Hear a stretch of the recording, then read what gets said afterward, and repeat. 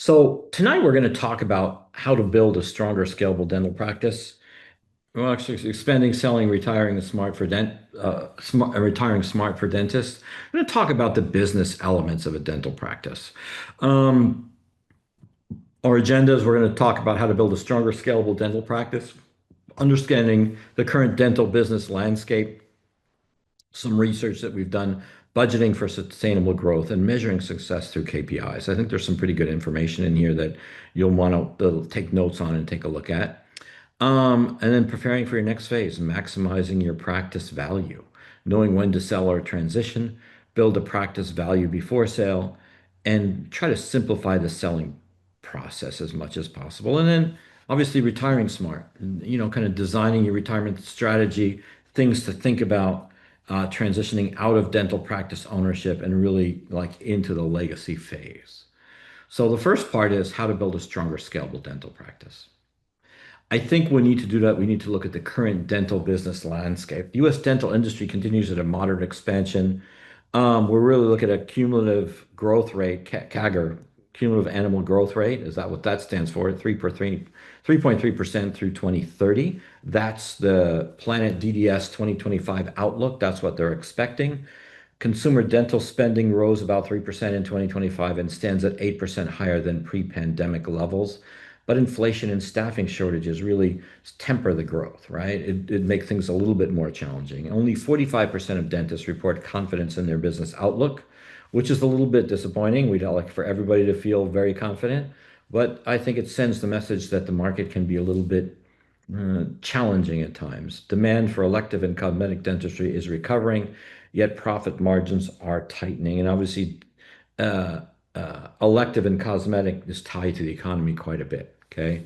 So, in the current dental business landscape, revenue is steadily rising, costs are seem to be rising faster, and has some impact to the profit line. And really, profit margins are down about 12% since 2020. And you can see this 2020, the average revenue was 950,000, rising to 2025 of 1.12 million. The costs are going up, but the profit margin you can see 31, 29, 26, 24, 21, 19%. That's the margins that we're really seeing pressure. Obviously, in 2020, we had a post-pandemic recovery. And, 2020, the government put out so much money. There was a lot of people that benefit from it in terms of people had extra money to spend on things, right? Wages and supplies prices is going up, inflationary pressures from there. We were still seeing steady growth, but lower margins. Overheads are rising again with the inflation. Obviously, the government puts out a lot of money. That's what really caused the inflation.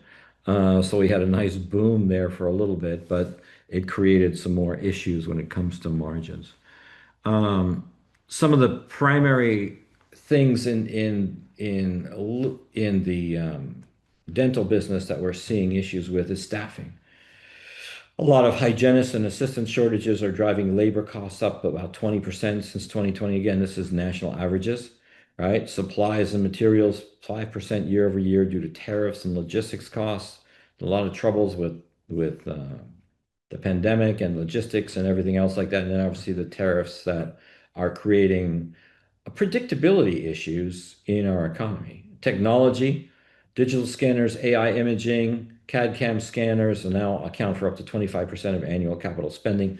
To really keep up with the business, you're having to spend a little bit more money. So that's a little bit of a challenge. Obviously, that can be financed and then written off, but there's opportunities there, right? So in 2020, staffing was 45% of budgets, and now 2025, it's really almost at 50%. So a 5-point change, higher wages and competition for employees. Supplies went from really notched down from 2020, 25% of budget of the total budget for the dental organization down to 20%.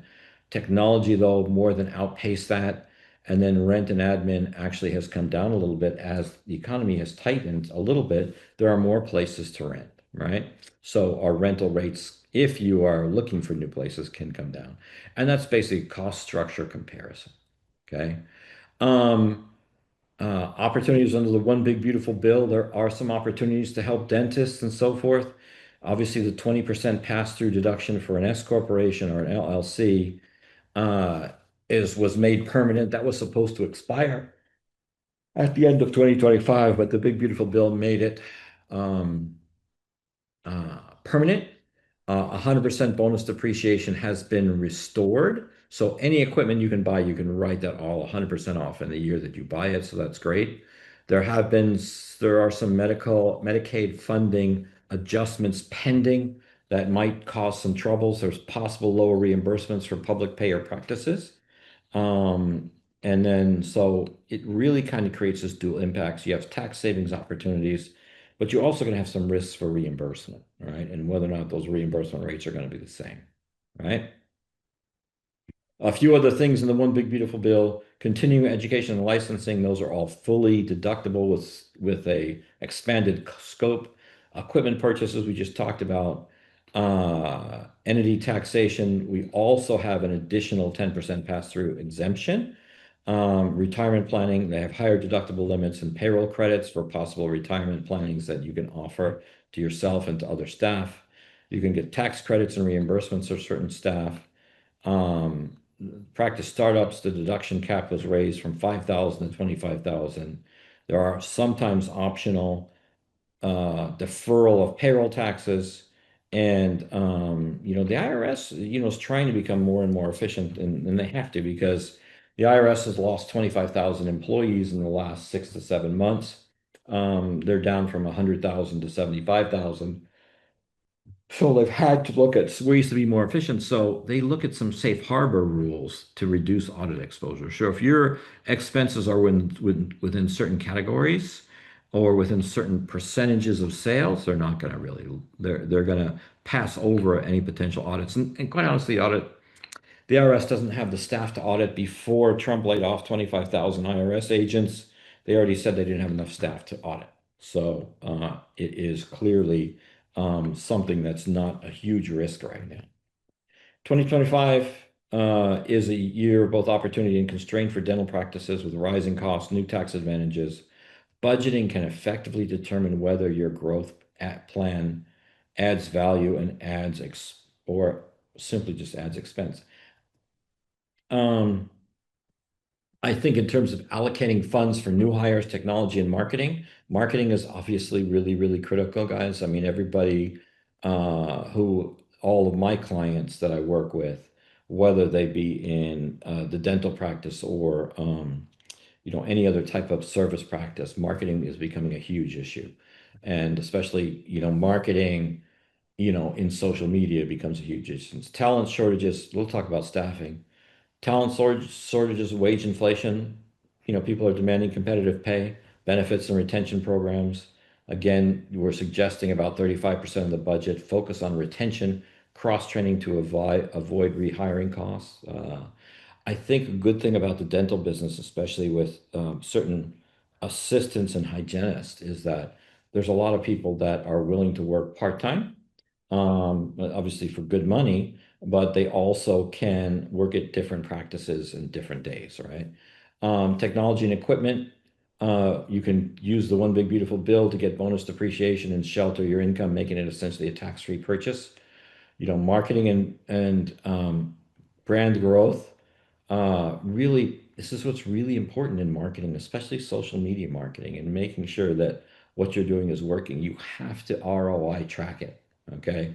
And tracking digital campaigns over print. I think it's really, really important that as business owners, we all monitor and really track the return we get from our marketing investment. I mean, there's a lot of stuff you can do out there, the TikToks, the Instagram Reels, the Facebook advertising. There's a lot you can do. And I think it's going to be really, really important to be very competitive, to continue to be competitive there, right? Um, facility expansion and upgrades, evaluate the ROI before adding operatories or labs or locations, sorry. There is a good reason to be able to do that if you can perhaps find the seams in the market and bring in more people. Yeah, there would make sense to upgrade and or expand your facilities. And then, contingency funds. You always want to maintain a liquidity buffer for unexpected expenses. Um, Marketing, your goal is constant and consistent patient acquisition, requiring diversified campaigns, page search, social referral programs. Really, when it comes to marketing, um, one is never the answer. Okay, it has to be multiple, right? You have to do multiple things. New client acquisition, reaching out to your existing clients, making sure everything okay, requiring, paid search, so social media, referral campaigns, everything else like that. You want to encourage people to continue to talk about you and bring the word of mouth to everybody else, right? Um, Technology and marketing now account for nearly half of new growth spending. So, it's really, really interesting. And the question would be when we're looking at spending money on new growth, is that whole tech and that whole marketing for expansion is really going to be half of your spending, which is really, really interesting. I mean, and it's really going to dictate whether or not you're successful in terms of bringing in additional revenue. The more revenue you can bring in for your square footage of your office, the lower your effective percentage of overhead is really going to be, right? Talking about overhead, all right, we want to manage overhead to less than 70% to preserve profitability during expansion. What are we talking about there? Overhead ratio less than 90%. Basically, what you're trying to do is achieve a 30% margin, right? And get your profit margin 25, 30%. So whatever, and overhead is all of your other costs in the dental practice, right? You have all of your revenues you get from patient charges, all your other costs should be 70%, so you can preserve a profit of about 25 to 30%. And it makes it easy, right? If you really think about it in this way, you can figure out what, I should generate $100,000 this month. That means I should only spend $70,000 of that $100,000 so I have enough money to myself to continue to be safe and secure and support my family. It's a pretty easy math. And then you can divide that by 70,000 by a week and figure it out from there. But I think the key is you have to be able to predict and commit to a certain revenue level in order to build a budget for your costs, right? Um, you need to automate billing, scheduling, and inventory to reduce administrative costs. You want to use the most advanced practices you possibly can. I mean, there are people out there now using AI-based phone and scheduling answering systems. Cloud-based systems are getting cheaper and cheaper as we go. And I think it's going to be an expectation amongst customers who do different things and acquire different services that they just want things to be easy and convenient. And convenience always wins. I think that's really, really important to remember that the more convenient you can make your practice, the more convenient you can make your services, the easier it's going to be for these people to come to you and make sure that they can get their needs taken care of, right? Um, Cash reserves. You want 3 to 6 months of expenses as cash reserves to provide stability as you scale or for anything else you do. And then make sure you keep your cash flow tight, okay? And keep the cash cycles tight. It's about trying to make sure that you collect the money as it's billed, as much as possible, and make sure that your accounts receivable less than 35 days. Again, it's pretty easy to count that if you really think about it. Again, if you're billing $100,000 a month, you don't want hopefully your accounts receivable are way under 30 days, which is a month. Um, you definitely don't want it to be well over 30 days. Like if you have accounts receivable and money you expect to be coming in, if you're billing 100,000 a month of 150 or 200,000 in accounts receivable, you have a problem that you need to address in your system. And it's very, very important to address that. Um, Big beautiful bill. We talked about this already. I'm not going to go through this again. 20% QBI deduction, 100% bonus depreciation. Also, Section 179, we can make sure we can do that. And to reinvest in your business to avoid taxes is a great thing. The investment areas, new dental equipment, office renovation, digital systems and software, staff and education training. There are opportunities for business expense credits and really great stuff that you can do to make sure you minimize your tax situation. And really, That if you have a 30% profit ratio, minimizing your taxes just helps you keep more of that in your pocket. For example, if you're doing pretty well at a 30% income rate, you're making, let's say, at $1 million, $100,000 a month, you're making $30,000 a month. That's $360,000 a year. Married filing joint, if you're doing married filing joint, you're in the 24% bracket on the federal side, and the state side can be 5 to 9%. So making sure you have the right write-offs is really important to maximizing your cash flow. So really key insights: rising labor and supply costs cause margin compression. High-tech investment needs cause some upfront cash strain. Fortunately, there's a lot of people that will finance a dental practice. It's easy for them to predict it. Obviously, dental and other healthcare practices are uh, reliable, safe, and important for everybody. So there is some reliability in that banks are willing to finance. So that's great. So KPIs, key performance indicators, when you want to track, analyze, and act on data to drive your smart dental practice growth. Okay. So when your practice begins to expand through new hires, technology, whatever, you want to make sure these KPIs are in place and really tracking them to make sure you're in control. Because expansion can cause issues.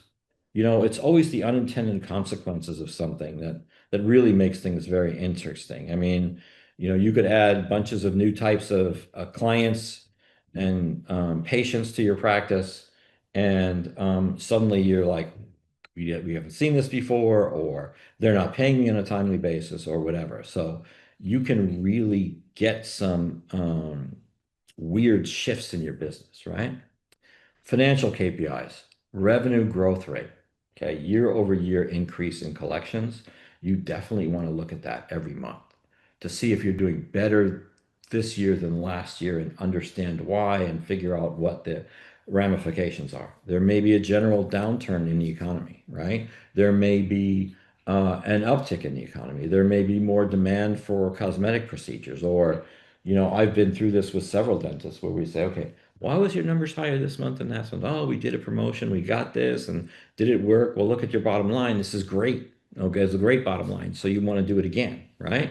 So you want to make sure your net income divided by total revenue shows efficiency in your profit margins. Again, we're kind of looking in that 30% range. If we're looking at the overhead ratio of 70%, your accounts receivable days under 35 days, and your case acceptance rate, measurement, treatment plans, conversion success.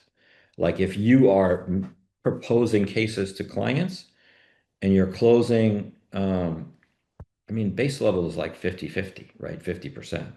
If you're closing 80% or 90%, are you charging too little, right? If you're closing 10% or 20%, are you charging too much? Is it just out of, you need to look at what different types of cases and changes you're proposing to people and whether or not those are really being accepted upon proposal. And then just stand back and really look at the big picture. It is very, very hard for anybody in any business to be close to the detail and to stand back and look at the big picture. And it's going to be really important to do that. I mean, and I think you can argue that dentists are probably the closest to their patients than anybody else because you're in there working on their teeth or their appearance or whatever. You're about as close as you can get, right? And you have to, as a scientist, as a medical professional, really explore all of the options for every single patient, right? So you're in the detail. Backing up and looking at the big picture, using these KPIs can really, really help you uh, can really, really help you, understand where the overall business is going. Because yes, you are treating patients. Yes, you are taking care of people and you're taking care of their details, but you also have to look at how the business is working, which makes it a challenge, right? Patient retention rate. Are people coming back for their repeated treatments, their teeth cleanings, and everything else? Are we reminding people? Are we pulling people back in? What is our process? New patient growth. What's the volume of new patients added per month or per quarter? We want to watch that. Is that increasing or decreasing? Is it up from last year or down for last year? Is there anything else we need to do? Chair utilization rate, also a very good thing to look at. Percentage of appointment slots filled, goal of 85 to 90%. Do you have the right reminder process to make people get in there? Sometimes people are like, I forgot, whatever, everybody's busy these days. And then revenue generated per employee or per chair is going to be really, really interesting things to look at. And again, is that increasing, decreasing, maintaining steady? What are your plans? And you can look at things and tie this into what your pricing is. Is your pricing higher or lower than last year? What are you planning to do? How is it going to go? And obviously, with you know employees costs rising, you have to adjust your pricing on that basis. Although there's challenges in the dental business, there's no question. There's big challenges because you have dental plans restricting exactly how much you can get paid as well. Um, KPI data identifies which growth levers to deliver the best ROI, marketing staff or technology, helps us focus on additional chairs, services, and team members that will impact profitability and enables scenario modeling. If we added one hygienist and we got so much busier and the business generated another $30,000 of income, or what in a given month or 10,000 or whatever, how does that affect profit margin? And what can we do next to hire somebody else to create another uh, revenue stream or a little bit more revenue? And then when you hire somebody, you have to be able to fill up their schedule, which is really, really important. Um, And this is what's really important. Data-driven decisions reduce emotional bias and prevent overexpansion. You want to be really data-driven. We want to be smart. I mean, every dentist is a medical professional. Every dentist is a scientist. You know, sometimes you can get involved in the emotions of running a business, which is a challenge, and everybody does it in every business, dentists, doctors, lawyers, accountants, you know, um, people that run gas stations and liquor stores and, whatever at restaurants, it's emotional a lot of times. And believing in something and believing you're doing the right thing is great. That's essential. But at the same time, looking at the data is really important. You want to compare your KPI trends before and after implementing your growth plan.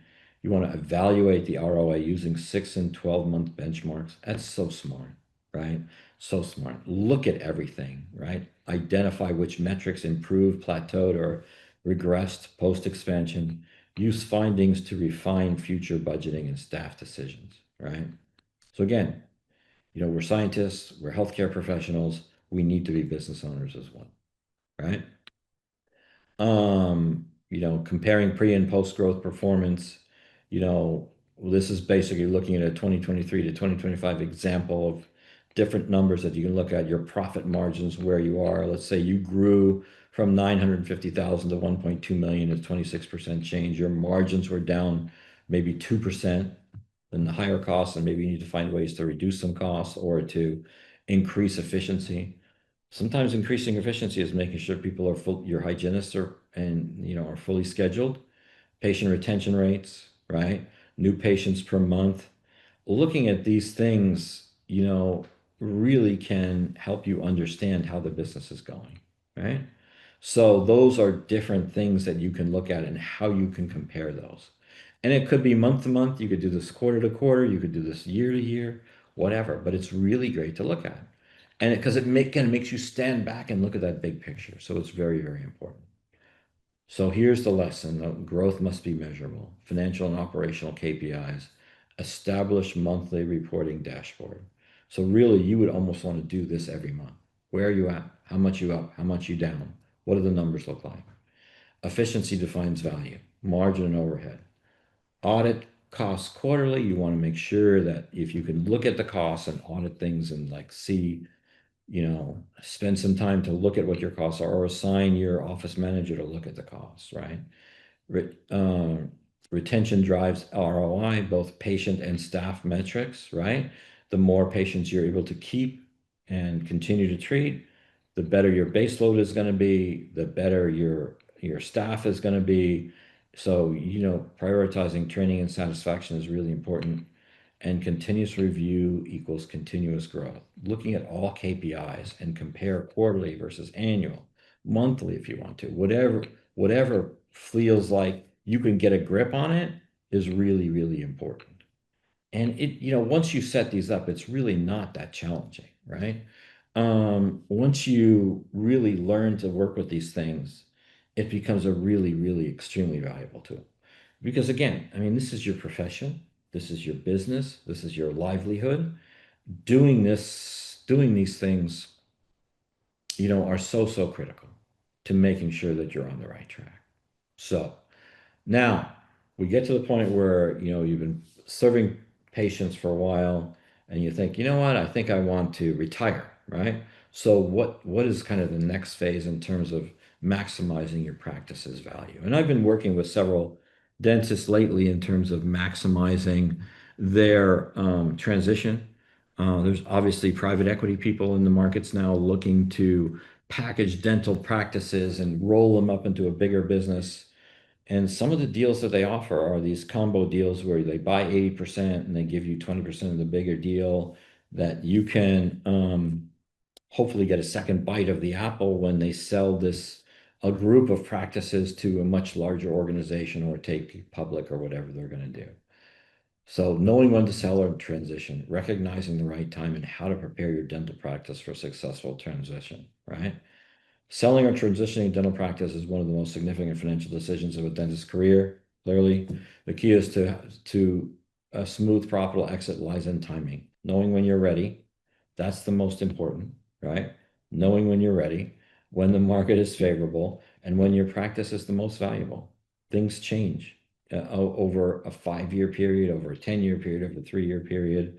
It all depends on the value that people are seeing in the practice, right? And the value of your particular business. Let's talk about it. Personal readiness. You're emotionally prepared to hand off patient relationships and daily management. This I don't think can ever be understated. You see patients, if you're a dentist in practice for a long time, you see patients before they have kids, when they have kids, as their kids are growing up, and then maybe you start treating the kids, right? So, but then comes the time when, you start, if you're going to sell this practice, you're going to detach from all those long-term interesting relationships. And sometimes it's very, very hard for people to do. You know what I mean? So you've defined your next step, semi-retirement, consulting, or full retirement. There's a lot of people that go in, they sell their business, and then they work for somebody else for a little while, or they stay around and do a few things. But the new person buying the practice is going to change things. So you got to be ready to deal with that and roll with that. Um, but at the same point in time, it might lessen the burden of running the business and really being full time. Your family and advisors are aligned with your timing and goals. I mean, you got to talk to your family about it. You got to talk to your financial advisor. You got to talk to everybody to make sure you position this thing correctly. Um, never forget I know I'm a tax guy, but never forget your tax guy because there are a bunch of different things that you can structure your sale properly to save you money on capital gains. And let's say you're in a high-tech state like California, Illinois, New York, New Jersey, some of those high-tech states where, that capital gain could be 33, 35%, 20% federal and 13 to 15% state, you know, it can be substantial, right? So, there's a bunch of different ways you can structure a sale. If you handle it correctly, there's a lot of different things you can do. So, financial readiness, you should know your practice valuation range, right? And personal financial freedom number. Like, what do you need to have yourself set, right? And to make sure, you're going to be in the lifestyle you want once you're done and after you retire. You want to make sure your debt is under control and your profitability is stable, and you've optimized your tax positioning to reduce capital gains. I think I just said that, didn't I? There's a lot of different things you can do, right? Um, You practice readiness, systems run efficiently without the owner's daily involvement. If you work on that and make your systems really efficient, you're going to have a situation where it's easier to sell because it's not a problem and everything's running really nicely. And, it's also going to give you less stress. And the key staff and associates are stable and committed. Financials are clean, organized, and audit ready for a buyer because people are going to want to prove your numbers, right? Um, Business readiness, personal. We talked about emotional readiness to go, right? Ideal status before defined post-sale plan. Financial, practice profitability and cash flow, stable 3 years. If you have the last 3 years are very, very stable, growing nicely, it begins to look very, very attractive to somebody. Hey, I'm looking at this business. They're going to look at the last 3 years and say, hey, you grow to 10% a year over the last 3 years. They're going to automatically assume that you're going to keep on growing at 10% a year, which will be pretty cool. And it will create more value. Operational systems independent of owner. You're not there, on the weekend doing billing and collections, right? Your team is solid. And then your entity structure and compliance also make a lot of sense. Review with your CPA and attorney. Uh, and you're probably looking at a 3 to 5 year planning window as you think about this. And the great thing is you can sit down on a weekend or whatever, or over times that you take off and go, you know what do I think I really want to do? And plan your transition, okay? So these transitions don't happen overnight. They're engineered years in advance. 3 to 5 years gives you time to improve key metrics, revenue margin, retention, stabilize staff and leadership, optimize taxes under the big, beautiful bill provisions, strengthen operational systems, reduce owner dependency. And the window allows some flexibility to time to market, right? And some of it depends on outside forces, can be very, very powerful, right? And so that's very, very interesting, right? So 5 year exit timeline, years 5 to 4, you're building the foundation. Financials are good, documentation is good. Look at value gaps, try to figure out what you can do. Years 4 to 3, value enhancement, increase production, implement tech upgrades, strengthen staff contracts, right? 3 to 2, preparation, engage CPA and appraiser for valuation, clean financial statements, nice trends, things are looking good. Year 1 to 2, 2 to 1 positioning, market the practice, explore buyer options, DSO, private, or a partner, whatever, however you want to handle this.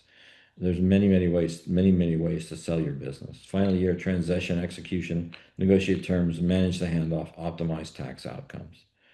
Practice value peaks when revenue and profitability are trending upward for 3 consecutive years, just like I said. Avoid selling sizable avoid selling right after a major expense or a revenue dip. Stabilize first, right? Like if you have, I don't know, you could have had, you could have, in 2024, you could have said, you know what, I'm taking 3 months off just because you had enough money built up and then your revenue dips for 3 months, or you took a lot of vacations and whatever, and your revenue dips and you say, I can deal with it. And then the next year you said, nah, I want to sell, right? It's probably not good timing, right? Interest rate fluctuations and OBBB, one big beautiful bill incentives make it seller-friendly environment for those prepared. Buyers, including DSOs, private equity groups, are favoring data-driven, tech-enabled, systemized practices. Man, dental service organizations, private equity groups are favoring data-driven, tech-enabled, systemized practices. If they see you know what you're doing and they see that your numbers are trending up, they're going to create a higher value for you. And it's all negotiations, right? And it's a negotiation of really that practice value. It's not determined when you list it. It's built over years of consistent growth, stable leadership, and documented systems. And the goal is really to increase what buyer sees as transferable value, the revenue, the reputation, the results. I mean, even to the point where, and I've seen businesses where the buyer looks at their Yelp reviews. You know what I mean? Like, and they have 500 or 600 or 100 5-star Yelp reviews, and they're, wow, look at this reputation, right? I've seen that happen before, where people look at that and they say, wow, this is interesting. So it's important. Buyers pay for profitability trends, not just total revenue, right?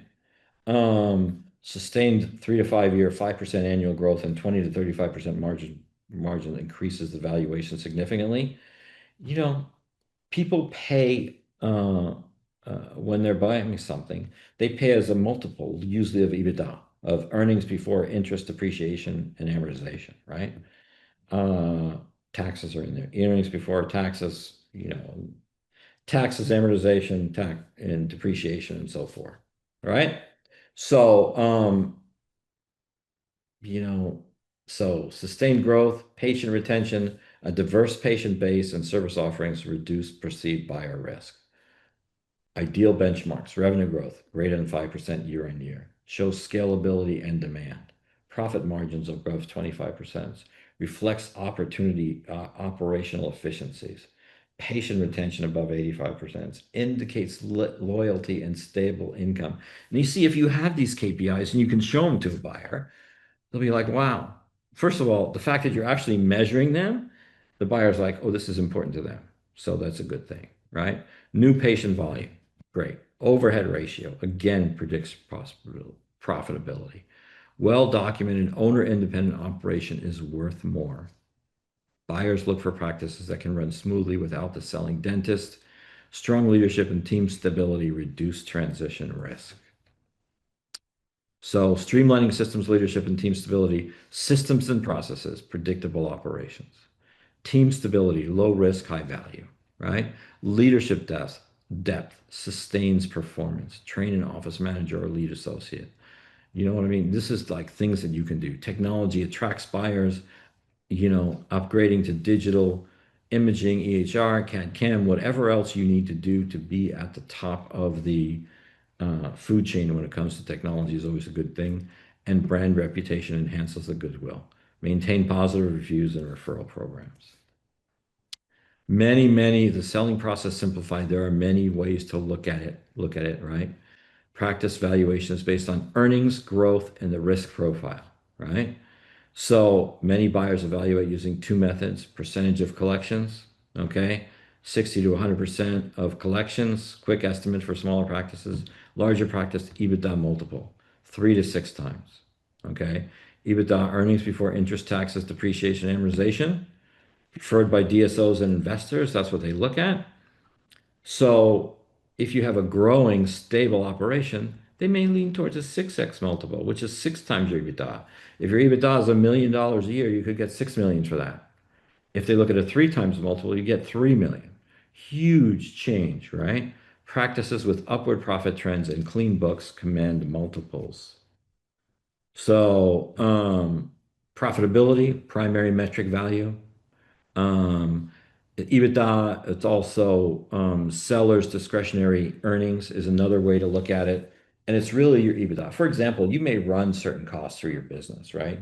You may be paying your kids through the business, paying your wife in the business, or other things that really are inside your discretionary income, right? So you may do things strictly for tax purposes that lower the profitability of your practice, and those all need to be backed out when you compute what you're selling it for, because all those expenses are going to go away. All right. You may plan your CE in Hawaii every year to go to a certain place when you take your wife and kids with you, whatever. So you spend a lot of money on that. And, you may want to, back that out when you really look at that. Consistent growth, predictable ROI, showing a 3 to 5 year upward trend, man. Again, that's going to get to a higher multiple. And those are things you can argue. Lower risk is staff retention is lower risk and incentivize loyalty pre-sale. You know what I mean? So having a good team is going to offer the buyer lower risk and they're going to pay more. Digital tech, whoops.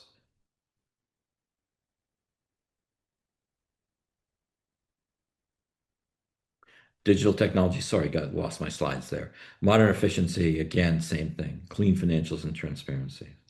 Buyer comparison matrix, right? So, like, you could have different types of buyers looking at your practice, and you want to think about all this, right? So, individual dentists might want to look at you, look at your practice by looking at, you have another dentist that wants to buy you out. Um, It's a simpler transaction, looking at 60, 80% of collections. They may need some seller financing. That could also defer your capital gains on that. The dental support organization might be looking at 4 to 6 times EBITDA, scalable and structured exit. Often includes post-sale employment. Could be interesting. Private equity, 5 times, 8 times EBITDA. Higher cash offers, strict performance targets, though, right? Partnership buy-in, which is basically bringing on a partner, negotiating a transition, and it really can let you slowly adjust to selling your practice. So there's a lot of interesting deals, right? And there's a lot of hybrid deals that are coming. Really, the things where people will sell 80% of their practice and then they get 20% of the new larger organization. So there's a lot of really interesting stuff going on right now in the marketplace that I'm seeing and working with dentists for. But there's a lot of different ways that people are doing it. Selling a practice involves ordinary income for equipment and receivables and capital gains for goodwill. The proper structuring under the big beautiful bill can save you some taxes, no question. Work with your CPA to optimize the sale structure before signing a LOI. I've done that recently with several dentists where we're making sure that everything is structured in such a way that they can maximize their write-offs. Tax saving strategies, asset allocation, value among goodwill, equipment, etc. Maximizes long-term gain rates. Perhaps use an installment sale, spread payments over years, defer capital gains, and letting you invest in other things to acquire depreciation and so forth to reduce the overall impact of your capital gains. Entity optimization, convert S Corp, LLC, pre-sale, enables 20% QBI deduction. Retirement funding, you may want to max out your 401k and do a defined benefit plan to reduce taxable income in this year of sale. You know what I mean? So because capital gain rates actually shift depending on your ordinary income. 1031 exchange in terms of if you own, the building and the extent you can allocate of your sale to the building, you could do a 1031 exchange on your building and invest in other property. So it could be very interesting. Okay, retiring smart, turning your hardened practice into a lifelong financial freedom, designing your ideal retirement strategy, defining your number, diversifying your income, and planning tax smart withdrawals after years of serving patients and growing your dental business. The next challenge is ensuring your practice success becomes financial security. It's not about smart retirement planning isn't about stepping away. It's about transitioning strategically so your wealth continues to grow while your workload fades, right? Again, we're talking retirement. Your financial freedom number, annual lifestyle, basically needs times 25 based on a 4% safe withdrawal rule, determining your financial freedom number. What do you need? Okay, if you're going to pull 4% out a year to fund your lifestyle, right? You're going to need 25 times what that 4% is to make sure you're in good shape. Practice sale proceeds often make up the 46 to 60% of your total retirement assets. So a good formula is a desired annual income is 200,000. Your retirement goal should be $5 million portfolio value. Okay, that's the 4% number. Building value and selling smart. Practice sale proceeds could be 50% core capital for reinvestment. If you have other investment stocks, ETFs, whatever, you hopefully build those up over years of successful practice. 30% real estate, clinics, rentals, whatever, passive income potential from there. And consulting and part-time work can also supplement your income, right? Optimal income bridge. I've had many people do that. So combined summary, building your value and selling smart. Reinvest your proceeds to balance growth, equities, and stability. So bonds and real estate, there's different types of risk associated with every different type of investment. You can talk to your investment advisor about equities and index funds. You can probably do 40% long-term growth, bonds and fixed income, 25%, real estate, 20%, cash and short-term investments for liquidity and opportunities, and maybe some alternative investments that you could do. Create multiple income streams, dividend, rent, and part-time work. It's always good to have it. Review risk tolerance post-sale, shift from growth to preservation mode, right? So it's really kind of an interesting way to look at life when you reach this area. Um, Tax and estate planning strategies. Boy, oh boy, oh boy. There's a lot to think about when you're looking through a transition and thinking about retirement, right? Structuring withdrawals to minimize long-term tax drag, leverage one big beautiful bill provisions, QBI and depreciation carryovers for residual tax advantages. Incorporate trusts and estate vehicles to protect family wealth, right? The big beautiful bill increased the exemption for gifting and estate tax to $15 million per person, 30 million per couple. So that helps avoid estate taxes.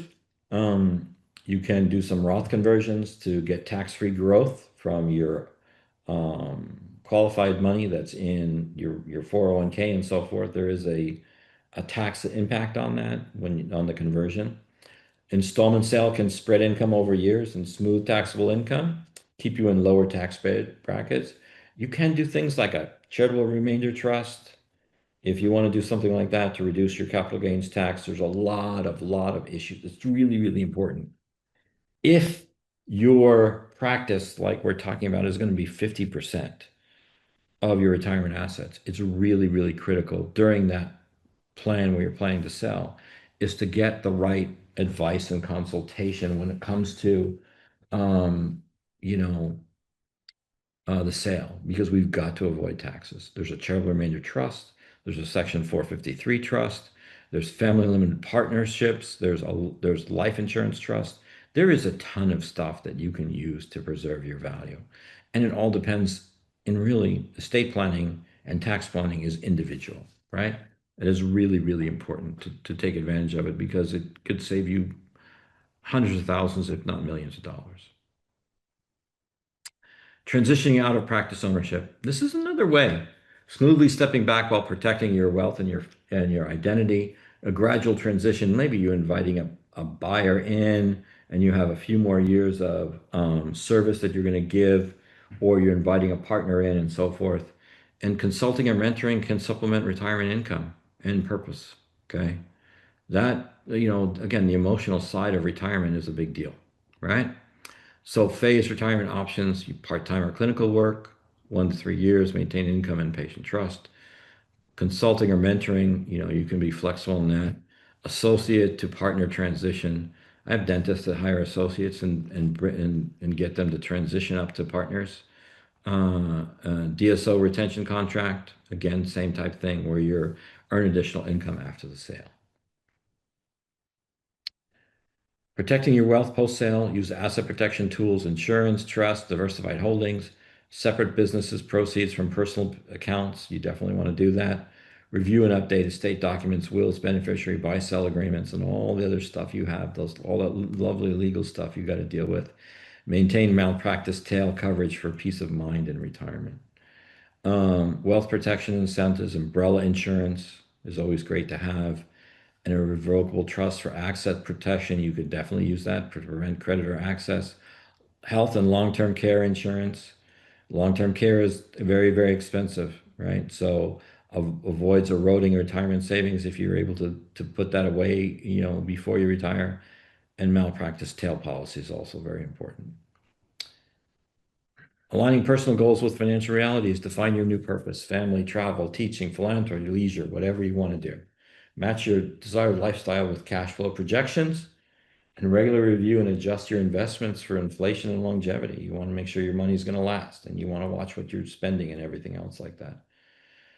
The legacy phase, creating a meaningful footprint beyond your practice, planning for succession and wealth transfer, ensure your wealth benefits your family, community, and chosen causes. Develop succession plans for practice-related assets if retained. Coordinate with the state attorneys for smooth general transition. A lot of this is just, making sure you put your ducks in a row. And it's really, really important because it's going to be the rest of your life, really. Family wealth transfer, living trusts, family limited partnerships. You want to avoid probate and reduce taxes. You'd be surprised how many people don't take care of their wills and estates and so forth. And some of it's, what's the word I'm looking for? superstitious. You know, you have charitable impacts with a donor advised fund, support ongoing philanthropy if you have an interest in that, practice continuity. If you have an associate or DSO, preserves practice reputation. Education and mentorship is a great way to go as well. Just to keep yourself active, involved in your profession, or whatever else you want to do. You may want to take up education and fly fishing. I don't know, whatever. People may want to do whatever they want to do. Uh, Preservation of your practice reputations, communicate transition plans early to staff and patients, leave systems and culture in place that reflect your values, mentor your successor to ensure continuity of care and brand trust, and allocate part of your income or estate to charitable giving. Always makes some sense to do some good things. Explore dental missions, foundations, or mentoring programs. Align with your personal values for fulfilling post-retirement life. So, designing retirement, your focus needs to be financial independence. Key actions: identify your target number, diversify your income, transitioning out, nice smooth exit, wealth safety, and then phase out and protect assets and legacy phase, long-term impact, plan your succession and philanthropy. These are all really terms of retirement. And I want to thank you very much for this overview. We talked about a ton. We've talked for 55 minutes, almost 54 minutes, sorry. So that's quite a bit, but some really important things to think about.